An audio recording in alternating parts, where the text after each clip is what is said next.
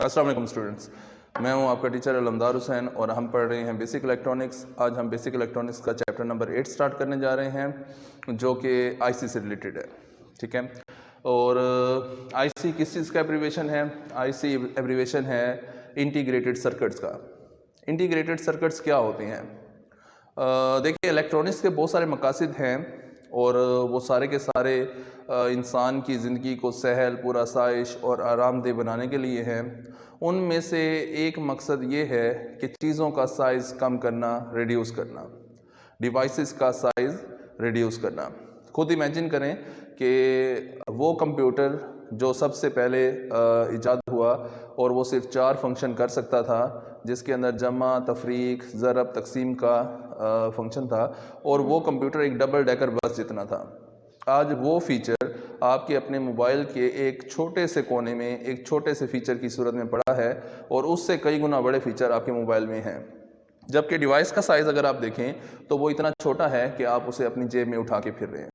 अगर उसी दौर के हिसाब से मोबाइल को डिज़ाइन किया जाता तो मैं कह सकता हूँ कि हमारे मोबाइल का साइज़ शायद स्वीडिश कॉलेज की 7 मंजिला बिल्डिंग से भी बड़ा बनता, जिसको आप अपनी जेब में उठा के फिर रहे हैं। ये सारा कुछ मुमकिन किस वजह से हुआ है? ये इंटीग्रेटेड सर्किट्स की वजह से मुमकिन हुआ है। इंटीग्रेटेड सर्किट्स क्या होते हैं? ये ऐसे सर्किट होते हैं जिसमें हम माइक्रो टेक्नोलॉजी के ज़रिए किसी भी कंपोनेंट का साइज़ 10 की ताकत -6 गुना कम करके उसको डिज़ाइन करते हैं और एक बहुत बड़े सर्किट को एक छोटी सी चिप के ऊपर बनाकर सिर्फ उसके इनपुट, आउटपुट और सप्लाई टर्मिनल्स बाहर निकाले होते हैं। बाकी सारा सर्किट उस चिप के ऊपर बनाया जाता है माइक्रो टेक्नोलॉजी के ज़रिए, जिसकी वजह से हमारे सर्किट का साइज़ कम हो जाता है, 10 की ताकत -6 गुना कम।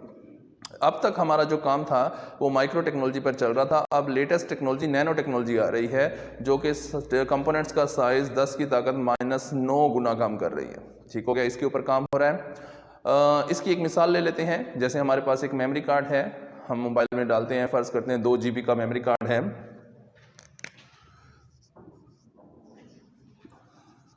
GB means gigabyte. गैगा मतलब 10 की ताकत 9 बाइट, 2 ज़रब 10 की ताकत 9 बाइट्स। इसका मतलब है 2 के साथ 9 सिफर लगाने हैं हमने।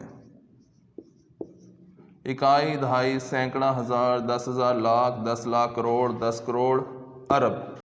मतलब हमारे 2 GB के मेमोरी कार्ड में 2 अरब बाइट्स स्टोर कर सकते हैं। और हमें मालूम है 1 बाइट 8 बिट्स पर मुश्तमिल होती है, तो इसको पूरे को 8 से ज़रब दे देते हैं। 1 2 3 4 5 6 7 8 9, 8 दूना 16, तो 16 अरब बिट्स उसके अंदर स्टोर हैं। और बिट्स क्या हैं? 0 या 1। इसका मतलब है हम अपने मेमोरी कार्ड के अंदर 16 अरब बिट्स 0 या 1 को स्टोर कर सकते हैं।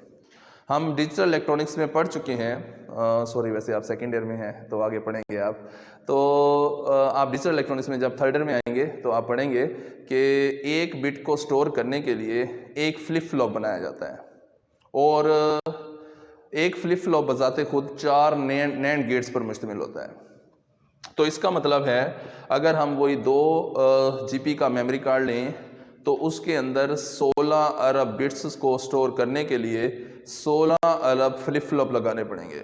और अभी मैंने बताया कि एक फ्लिप फ्लॉप बजाते खुद 4 नैंड गेट पर मुश्तमिल होता है, तो इसको 4 से ज़रब दे देते हैं। 1 2 3 4 5 6 7 8 9, 16 चौक 64, तो 64 अरब उसके अंदर नैंड गेट बने हुए हैं। और नैंड गेट जब आप बनाना सीखेंगे, वो भी आप थर्ड ईयर में सीखेंगे, तो आप देखेंगे कि एक नैंड गेट बजाते खुद 4 ट्रांजिस्टर पर मुश्तमिल होता है। 1 2 3 4 5 6 7 8 9, 4 चौक 16, 1 हासिल 4 छिक 24 और 1 25, 2 खरब 56 अरब ट्रांजिस्टर लगे हुए हैं उस छोटे से मेमोरी कार्ड के अंदर। तो अगर आप इमेजिन करें कि उन 2 खरब 56 अरब ट्रांजिस्टर्स को आप अलग-अलग करके लगाएं, जैसे हमारे पास फिजिकली प्रैक्टिकली दस्तयाब होते हैं कंपोनेंट्स, उनको अगर हम जोड़ें तो वो मेमोरी कार्ड शायद स्वीडिश कॉलेज के एक फ्लोर जितना बने, अगर इतना नहीं तो कम से कम 2 या 3 लैब्स जितना बनेगा। जबकि वही मेमोरी कार्ड आप अपने पर्स में उठाकर फिर रहे होते हैं। ख़ास वाला जो मेमोरी कार्ड होता है वो तो खैर पर्स में ही होता है, तो वो बाज़ दफ़ा गुम भी हो जाता है पैसे निकालते निकालते। तो क्या है कि ये सारा कुछ मुमकिन किस वजह से हुआ है? ये आईसी की वजह से मुमकिन हुआ है कि हमने आईसी टेक्नोलॉजी के ज़रिए चीज़ों के साइज़ को, सर्किट्स के साइज़ को 10 की ताकत -6 गुना कम कर दिया, जिसकी वजह से ओवरऑल हमारी डिवाइसेस का साइज़ बहुत कम हो गया। तो आईसी के बहुत सारे फ़ायदे नुकसानात होते हैं। उनमें सबसे बड़ा फ़ायदा तो यही है कि आईसी ने चीज़ों के साइज़ को कम कर दिया है, वो जगह कम घेरते हैं, वज़न में हल्के होते हैं और पावर कम कंज्यूम करते हैं, एफिशिएंसी अच्छी होती है, कीमत में कम होते हैं। अगर आप खुद इमेजिन करें, अगर एक ट्रांजिस्टर हम 1 रुपये का भी लगाएं और 2 खरब 56 अरब ट्रांजिस्टर लगाने हों तो वो मेमोरी कार्ड हमें पड़ेगा 2 खरब 56 अरब रुपए का, जबकि वो हमें बाज़ार से 500-700 का आराम से मिल जाता है। तो इसकी वजह से चीज़ों का जो चीज़ों की जो कॉस्ट है वो कम हो गई है। इसी तरह के और बहुत सारे मेरिट्स हैं। जबकि नुकसानात की अगर बात करें तो मुझे सिर्फ एक इसका नुकसान नज़र आता है, और वो सिर्फ यही हो सकता है कि जब हमने 2 खरब 56 अरब ट्रांजिस्टर जोड़े हैं, उनमें से कोई एक ट्रांजिस्टर ख़राब हो जाता है, उसको हम निकालेंगे, उसकी जगह दूसरा ट्रांजिस्टर लगा देंगे, हमारा काम बिल्कुल सही चलता रहेगा। तो हमारा नुकसान हुआ सिर्फ 1 रुपये का, क्योंकि मैं लेट कर रहा हूँ कि हमारा एक ट्रांजिस्टर 1 रुपये का है। जबकि अगर आईसी की सूरत में हम बात करें तो उसमें अगर हमारा एक ट्रांजिस्टर भी ख़राब हो जाए तो हम उसको रिप्लेस नहीं कर सकते, क्योंकि वो माइक्रो टेक्नोलॉजी के ज़रिए बनाया गया है, तो हमें पूरा आईसी ही रिप्लेस करना पड़ेगा। तो उस सूरत में हमारा जो नुकसान हो सकता है वो 600-700 या 1000 जो भी जितने का मेमोरी कार्ड आ रहा है तो उतने का हमारा नुकसान होगा। तो आईसीज़ का नुकसान सिर्फ मुझे यहीं पर एक ही नज़र आ सकता है, वो यही है कि इसको रिपेयर नहीं किया जा सकता। बाकी अगर हम बात करें आईसी की क्लासिफिकेशन की, तो आईसी को मेन 4 कैटेगरीज में तकसीम करते हैं according to their number of components या नंबर ऑफ सर्किट्स के लिहाज से। आईसी की पहली जो क्लास है उसे कहते हैं एसएसआई, ठीक है, स्मॉल स्केल इंटीग्रेशन का एब्रीविएशन है। ये किताब में अगर आप देखेंगे तो उसमें इसकी फुल फॉर्म लिखी हुई है स्मॉल स्केल इंटीग्रेशन, जबकि एग्जाम में अक्सर वो इसी एब्रीविएशन के तौर पर पूछता है एसएसआई, तो बच्चों को पता ही नहीं होता कि ये किस चीज़ का एब्रीविएशन है, तो ये भी ज़रा गौर कर लेंगे। एसएसआई स्मॉल स्केल इंटीग्रेशन का एब्रीविएशन है। ये आईसी की ऐसी क्लास होती है जिसमें हमारे पास सर्किट्स की तादाद कम से कम 10 होती है, 10 से कम होती है, या कंपोनेंट्स की तादाद 50 तक हो सकती है। इसी तरीके से दूसरी इसकी किस्म होती है MSI, medium scale integration. Medium scale integration में जो हमारे सर्किट्स की तादाद है वो 100 से लेकर 150 के दरमियान होती है, जबकि कंपोनेंट्स की तादाद सर्किट्स की तादाद 30 से लेकर 100 के दरमियान होती है, जबकि कंपोनेंट्स की तादाद 150 से लेकर 1000 के दरमियान होती है। इसी तरीके से तीसरे नंबर पर आता है एलएसआई, लार्ज स्केल इंटीग्रेशन। इसी तरीके से चौथे नंबर पे VLSI, very large scale integration. इनमें भी जो सर्किट्स की तादाद हैं उनकी अपने अपने नंबर्स हैं, वो याद कर लेंगे। मतलब एलएसआई में जो सर्किट्स की तादाद होती है वो 100 से लेकर 10,000 तक होती है, जबकि कंपोनेंट्स की तादाद 500 से लेकर 3 लाख तक होती है। इसी तरीके से वेरी लार्ज स्केल इंटीग्रेशन में जो सर्किट्स की तादाद होती है वो 1 लाख तक होती है, जबकि हर सर्किट में कंपोनेंट्स की तादाद जो होती है वो 10,000 तक होती है। तो जब आप 1 लाख को 10,000 से ज़रब देंगे तो इतने ज़्यादा कंपोनेंट्स निकल आते हैं। तो इनकी इसी हिसाब से नंबर ऑफ़ कंपोनेंट्स या नंबर ऑफ़ सर्किट्स के लिहाज से इसकी क्लासेस बनाई जाती हैं। 2-2 नंबर के ये शॉर्ट क्वेश्चन आ सकते हैं कि फ़लाँ की डेफिनेशन करें एमएसआई की या एलएसआई की एंड सो मोर। ये इसकी क्लासेस हो गई हैं। आगे चलते हैं इसकी टाइप्स की तरफ। बनावट के हिसाब से इसकी 3 टाइप्स होती हैं। Number 1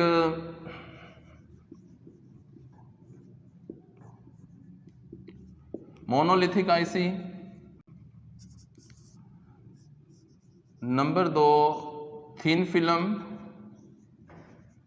and thick film IC,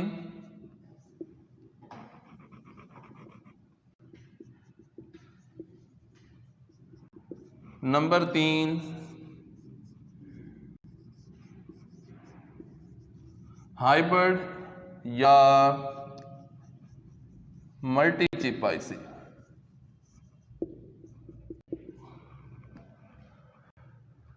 सबसे पहले देखते हैं मोनोलिथिक आईसी। मोनोलिथिक आईसी की अगर हम तारीफ करें तो इसकी तारीफ यही हो सकती है, मोनो का मतलब एक, लिथिक का मतलब तह वाली। एक तह वाला आईसी मतलब एक ऐसा आईसी जिसमें हम एक ही चिप के ऊपर एक बहुत बड़े सर्किट को माइक्रो टेक्नोलॉजी के ज़रिए डिज़ाइन करते हैं और उसके इनपुट आउटपुट टर्मिनल्स और सप्लाई टर्मिनल्स बाहर निकाल लेते हैं, और ये सर्किट उस चिप के अंदर माइक्रो टेक्नोलॉजी के ज़रिए बना होता है जो कि इंसानी आंख से नज़र नहीं आता। इस आईसी को कहते हैं मोनोलिथिक आईसी। मोनोलिथिक आईसी के अंदर आप बाकी तमाम कंपोनेंट्स बना सकते हैं सिवाय इंडक्टर के। इंडक्टर इसके अंदर नहीं बनाया जा सकता, बाकी सारे कंपोनेंट्स इसके अंदर बनाए जा सकते हैं, वो चाहे एक्टिव कंपोनेंट्स हैं चाहे पैसिव कंपोनेंट्स हैं। अभी हम सीख रहे हैं कि कैसे हम उनको डिज़ाइन करते हैं। इसी तरीके से ये सवाल एमसीक्यूज़ में भी अक्सर आ जाता है कि आईसी के अंदर वो कौन सा कंपोनेंट है जो नहीं बनाया जा सकता, तो वो सिर्फ और सिर्फ इंडक्टर होता है जो हम नहीं बना सकते, बाकी सारे कंपोनेंट्स हम आईसी के अंदर बना सकते हैं। तो सबसे पहले पढ़ रहे हैं मोनोलिथिक आईसी।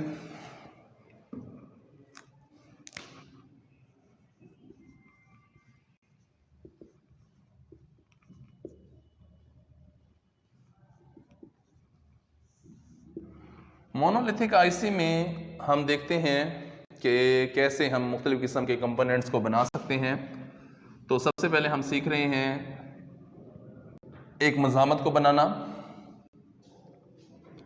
इसे बनाने के लिए इसके ऊपर मैं लिख देता हूँ रजिस्टर। इसको बनाने के लिए सबसे पहले हमारे पास एक सबस्ट्रेट होना चाहिए।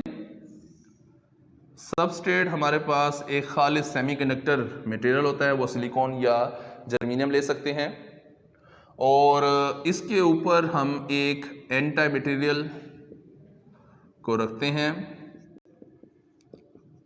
और जब इसे गर्म करते हैं तो ये पिघल कर इसके अंदर डिफ्यूज़ हो जाता है और यही चीज़ हमें इस शक्ल में मिलती है। ये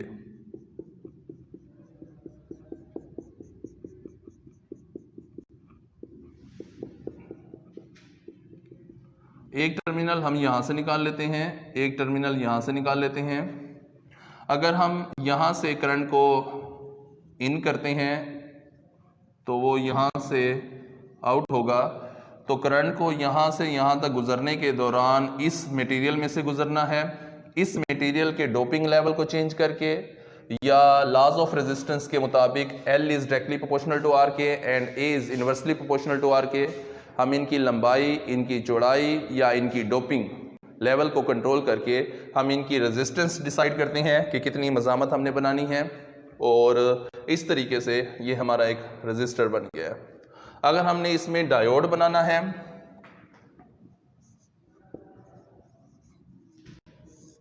तो उसके लिए भी हमें सबसे पहले एक खालिस सेमीकंडक्टर मटेरियल का सबस्ट्रेट चाहिए। सबस्ट्रेट उस सांचे को कहते हैं जिसके अंदर कोई चीज़ बनाई जाती है। इसके ऊपर हम एक एंटी मटेरियल रखते हैं। जब इसे गर्म करते हैं तो ये पिघल कर इसमें डिफ्यूज़ हो जाता है और यही चीज़ हमारे पास इस शक्ल में बनेगी।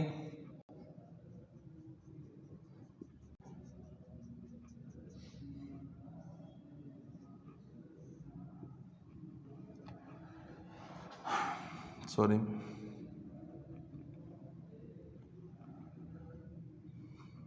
ये इसके अंदर एंटी मटेरियल है।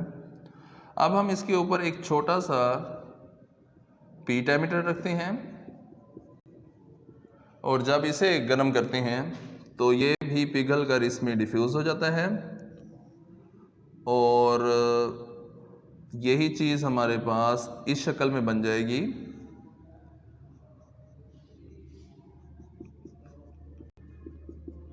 सबसे पहले ये एन टाइप मटेरियल है, उसके अंदर ये एक पी टाइप मटेरियल आ गया है।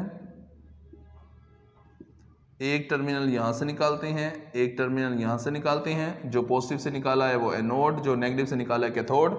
जहाँ पर पी और एन मिलते हैं वो जंक्शन बन गया, तो ये पी एन जंक्शन बन गया। और हमें मालूम है कि पी एन जंक्शन एक डायोड को कहते हैं, तो ये हमारा एक डायोड तैयार हो गया। इसी तरीके से हम ये भी जानते हैं कि कैपेसिटर की अगर हम तारीफ देखें या उसकी बनावट देखें तो वो क्या होती है कि दो मुखालिफ चार्जशुदा प्लेटों के दरमियान अगर एक इंसुलेटर को बतौर डाइलेक्ट्रिक रख दिया जाए तो वो कैपेसिटर बन जाता है। तो अगर हम गौर करें तो ये दो मुखालिफ चार्जशुदा प्लेटें हैं और इनके दरमियान में जो डिप्लीशन रीजन बनती है वो चूंकि इलेक्ट्रॉनों को एन साइड से पी साइड पर जाने से रोकती है और होल्स को पी साइड से इलेक्ट्रॉनों पर एन साइड पर जाने से रोकती है, तो वो जो डिप्लीशन लेयर है वो काम कर रही है जस्ट लाइक अ इंसुलेटर। तो हम कह सकते हैं कि दो मुखालिफ चार्जशुदा प्लेटों के दरमियान एक इंसुलेटर है, तो ये एक कैपेसिटर भी बन गया है। तो अगर हमने कैपेसिटर बनाना है वो भी इसी टेक्निक से बनाया जा सकता है, अगर हमने डायोड बनाना है वो भी बिल्कुल सेम इसी टेक्निक से बनाया जा सकता है। तो ये हमारा डायोड भी हो गया, हमारा कैपेसिटर भी हो गया। अच्छा, एक और चीज़ है FET, JFET भी कहते हैं उसे, FET भी कहते हैं। तो अगर वो बनाना है वो भी बिल्कुल सेम यही चीज़ है, बस हम क्या करेंगे यहाँ से एक और टर्मिनल निकाल लेंगे। तो इनके नाम चेंज कर देते हैं, ये सोर्स, ये ड्रेन, ये गेट। तो यही चीज़ हमारी FET भी बन गई है। तो यहाँ पर एक ही तरीके से हमने तीन कंपोनेंट्स बना दिए हैं, डायोड, कैपेसिटर या FET। इसी तरीके से अगर हमने इससे BJD बनाना है तो फिर BJD में क्या करेंगे देखते हैं। BJD बनाने के लिए हमारे पास सबसे पहले एक खालिस सेमीकंडक्टर मटेरियल का सबस्ट्रेट होना चाहिए, उसके ऊपर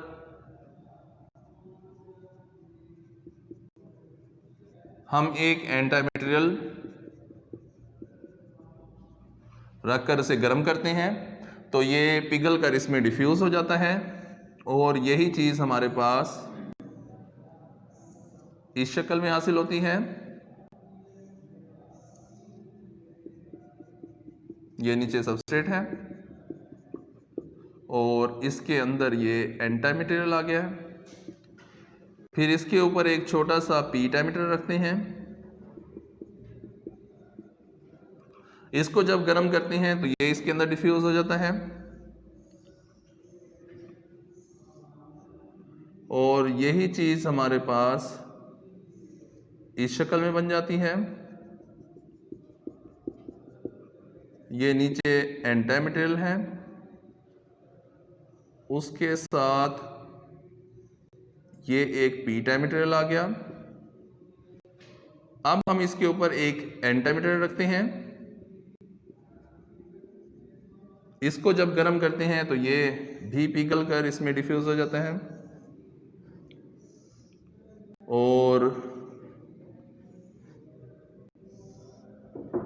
ये चीज़ इस शक्ल में बनती है। ये एन टाइप मटेरियल,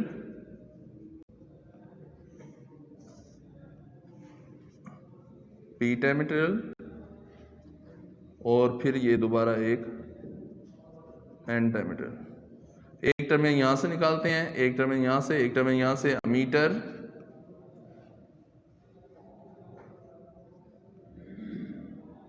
बेस और ये कलेक्टर बन गया। तो इस तरीके से हम BJD बना सकते हैं। ये हमने यहाँ पर पहले एन टाइप मटेरियल, फिर पी टाइप मटेरियल, फिर एन टाइप मटेरियल रखा, तो इस तरह हमने NPN ट्रांसफर बना लिया। अगर हम PNP ट्रांसफर बनाना चाहते हैं तो पहले पी टाइप मटेरियल रखेंगे, फिर एन टाइप मटेरियल और फिर पी टाइप मटेरियल रखेंगे, तो यही चीज़ हमारे पास PNP ट्रांसफर की शक्ल में बन जाएगी। यही टेक्निक इस्तेमाल करके हम SCR बना सकते हैं और मुख्तलिफ़ किस्म के कंपोनेंट्स लाइक चॉकलेट डायोड या डाइक ट्राइक सारे कंपोनेंट्स इसके अंदर बनाए जा सकते हैं।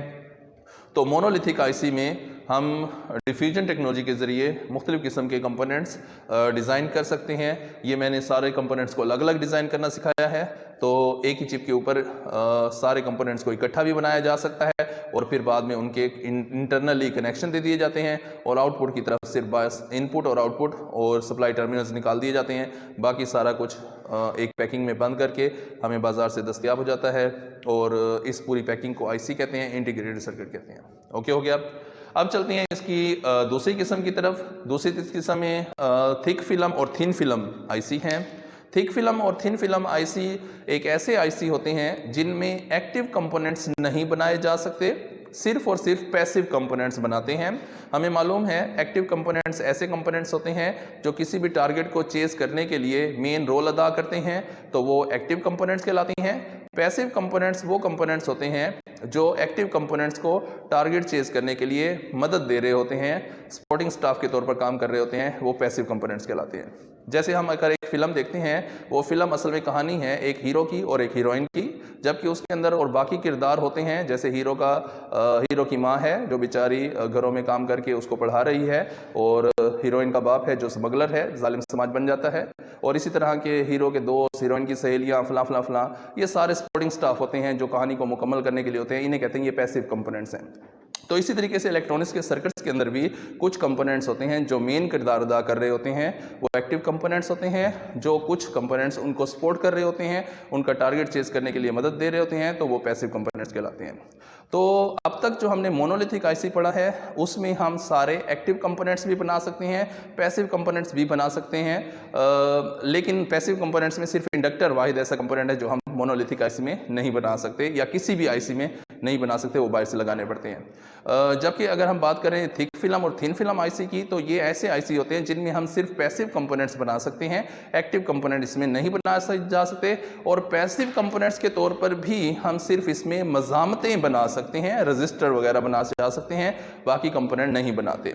तो कैसे इनको डिज़ाइन करते हैं देखते हैं। इनका इस्तेमाल वहाँ पर होता है जहाँ पर हमें वसी पैमाने पर मज़ामतों की ज़रूरत हो, रेजिस्टेंस की ज़रूरत हो। जैसा कि हमें मालूम है जब हम बीजेडी को इस्तेमाल करते हैं तो उसके साथ कम से कम भी 1 या 2 मज़ामतें हमें लाजमी लगानी पड़ती हैं। तो अगर हमें एक आईसी के अंदर, जैसे अभी हमने कैलकुलेशन की थी, 2 खरब 56 अरब ट्रांजिस्टर लगाने पड़ रहे थे, तो उसके साथ अगर एक ट्रांजिस्टर के साथ 2 मज़ामतें लगानी पड़ें तो इमेजिन किया जा सकता है कि 5 खरब 12 अरब मज़ामतें लगानी पड़ेंगी। तो वो बनाने के लिए फिर हम उसके साथ पैसिव कंपोनेंट्स के तौर पर थिक फिल्म या थिन फिल्म आईसी को यूज़ कर लेते हैं और उन दोनों के आपस में कनेक्शन कर देते हैं, जिसकी वजह से साइज़ कम हो जाता है और हमारा आईसी बेहतरीन से डिज़ाइन हो जाता है। इसे बनाने के लिए सबसे पहले हम बात करते हैं थिन फिल्म आईसी की। थिन फिल्म आईसी में